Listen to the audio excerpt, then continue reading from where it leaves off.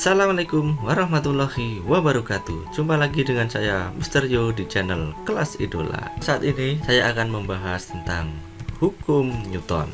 Adapun tujuan pembelajaran pada saat ini yaitu yang pertama, menyelidiki sifat kelembaman suatu benda. Yang kedua, menganalisis hubungan antara gaya dan massa dengan percepatan benda yang bergerak. Yang ketiga, menyelidiki hukum 3 Newton. Dan yang keempat, menganalisis penerapan hukum Newton dalam kehidupan sehari-hari. Nah, sudah tidak sabar ingin belajar tentang hukum Newton? Yuk kita lanjutkan. Hukum Newton pertama kali dikemukakan oleh seorang fisikawan bernama Isaac Newton. Beliau membagi hukum Newton menjadi 3, yaitu hukum 1 Newton, hukum 2 Newton, dan hukum 3 Newton. Yang pertama kita bahas adalah tentang hukum 1 Newton. Pernahkah kalian naik bus? Ya, seperti ini.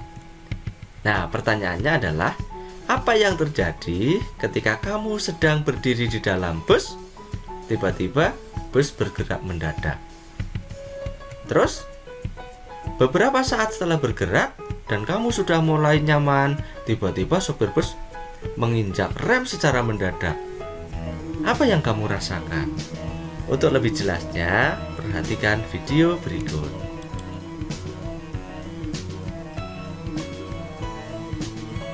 Ya, pada video terlihat ya, misalkan kamu sedang berdiri di atas bus. Nah, sedang nyaman-nyamannya berdiri, tiba-tiba bus bergerak secara mendadak dan tubuh kamu terasa seperti terdorong ke belakang.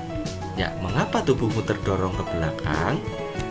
Hal ini terjadi karena tubuhmu berusaha mempertahankan posisi diam. Oke, kemudian kamu kembali menemukan posisi nyamanmu. Bus bergerak secara GLB.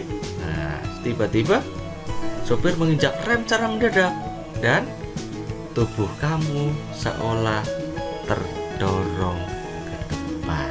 Mengapa tubuhmu terdorong ke depan? Ya, hal ini terjadi karena tubuhmu berusaha mempertahankan posisi bergerak. Nah, kondisi benda yang selalu mempertahankan keadaan diam atau keadaan bergerak disebut sebagai inersia atau kelembaman. Sehingga Newton kemudian mengemukakan bahwa bunyi hukum 1 Newton adalah suatu benda akan terus dalam keadaan diam atau terus dalam keadaan bergerak dengan kelajuan tetap, kecuali jika ada gaya luar yang mengubah keadaannya. Oke, secara matematis dirumuskan bahwa sigma F sama dengan 0. Sigma F ini artinya resultan gayanya sama dengan 0. Oke, perhatikan tayangan berikut. Nah, ini saya sering menyebutnya sebagai menara gelas. Ketika kertas ditarik secara cepat, ternyata gelas tidak ikut terlempar tapi jatuh ke bawahnya. Ini berarti gelas berusaha mempertahankan posisi diamnya. Nah, beda lagi dengan ini. Ada sebuah bis dengan kardus di atasnya melaju. Nah, tiba-tiba dia berpapasan dengan bis dan mengerem mendadak karena hampir bertabrakan. Ya, kardusnya terlempar ke depan. Hal ini menunjukkan bahwa kardus berusaha mempertahankan posisi bergerak.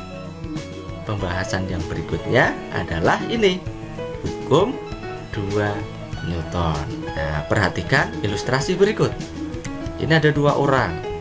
Yang satu bertubuh agak gemuk, yang satu bertubuh biasa. Yang bertubuh gemuk namanya Pak Anton, Kemudian yang bertubuh biasa namanya Pak Indra. Pak Anton memberikan gaya sebesar 100 Newton kepada tumpukan kardus yang bermasa 100 kg. Sedangkan Pak Indra memberikan gaya sebesar 50 Newton pada tumpukan kardus yang masanya sama, yaitu 100 kg. Oke, kita lihat apa yang terjadi. Dari video tadi ternyata terlihat bahwa percepatan yang dialami Pak Anton lebih besar daripada percepatan Pak Indra, yaitu di mana percepatan Pak Anton lambangnya A, yaitu sama dengan gaya yang diberikan, lambangnya F dibagi massa, lambangnya M, yaitu 100 Newton dibagi 100 kg sama dengan 1 meter per sekon kuadrat atau 1 Newton per kilogram. Sedangkan percepatan yang dialami Pak Indra adalah 50 Newton dibagi 100 kg, yaitu 0,5 meter per sekon kuadrat atau Newton per kilogram. Nah, dari situ bisa ditarik kesimpulan bahwa percepatan berbanding lurus dengan gaya. Artinya, semakin besar gaya, maka percepatannya semakin besar. Secara matematis, A berbanding lurus atau sebanding dengan F. Baik, sekarang perhatikan ilustrasi yang kedua. Di sini Pak Anton memberikan gaya sebesar 100 Newton kepada kardus yang bermassa 100 kg. Sedangkan Pak Imron memberikan gaya sebesar 100 Newton kepada kardus bermassa 50 kg. Mari kita lihat.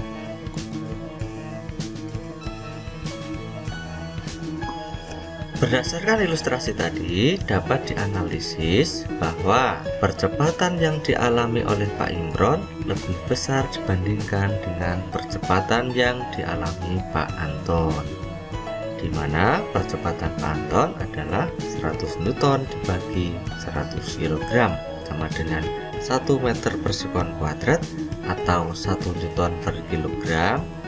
Sedangkan percepatan Pak Imron sama dengan 100 Newton dibagi 50 kg sama dengan 2 meter per sekon kuadrat. Dapat ditarik kesimpulan bahwa percepatan berbanding terbalik dengan massa. Artinya, semakin besar massa, percepatannya justru semakin kecil. Secara matematis dapat dirumuskan atau dikatakan A sebanding dengan 1 per M. Dengan demikian, bunyi hukum 2 Newton adalah besarnya percepatan yang dialami benda bergerak berbanding lurus dengan resultan gaya dan berbanding terbalik dengan massa benda. Secara matematis, A sama dengan sigma F per M atau sigma F sama dengan M kali A, di mana sigma F adalah resultan gaya, M sama dengan massa, dan A sama dengan percepatan. Apa contoh peristiwa dalam kehidupan sehari-hari yang berkaitan dengan hukum 2 Newton? Kita lihat ini. Ya, misalkan seorang mengayuh becak, atau nih seorang menendang bola sehingga bola bergerak dengan percepatan tertentu. Sekarang pembahasan yang terakhir adalah mengenai hukum 3 Newton. Oke, perhatikan ilustrasi berikut. Jadi ada seorang anak naik perahu. Kemudian dari perahu dia ingin meloncat ke daratan. Ya, ketika anak tersebut meloncat dari atas perahu, perahu ikut bergerak. Nah, mengapa itu bisa terjadi? Mari kita perhatikan. Ketika anak tersebut meloncat, maka dia memberikan gaya aksi terhadap perahu. Nah, di sisi yang lain, perahu juga memberikan gaya reaksi yang arahnya berlawanan. Sehingga dapat disimpulkan bahwa bunyi hukum 3 Newton adalah besarnya gaya aksi sama dengan gaya reaksi dan arahnya berlawanan. Secara matematis, F aksi sama dengan min F reaksi. tanda min di sini menunjukkan bahwa arahnya berlawanan. Apa contohnya dalam kehidupan sehari-hari? Contohnya ini. Seorang anak yang memantulkan bola ke lantai, maka bola akan memberikan gaya aksi ke lantai dan lantai akan memberikan gaya reaksi kepada bola. Kemudian nih, seorang anak yang mendayung, arah aksinya tentunya berlawanan dengan arah reaksinya. Kemudian roket yang diluncurkan, roket memberikan gaya aksi ke bawah, kemudian gaya reaksi diberikan terhadap roket sehingga roket bisa terbang. Oke, demikian tadi pembahasan tentang hukum Newton. Semoga bermanfaat dan jangan lupa ikuti terus channel Kelas Idola. Wassalamualaikum warahmatullahi wabarakatuh.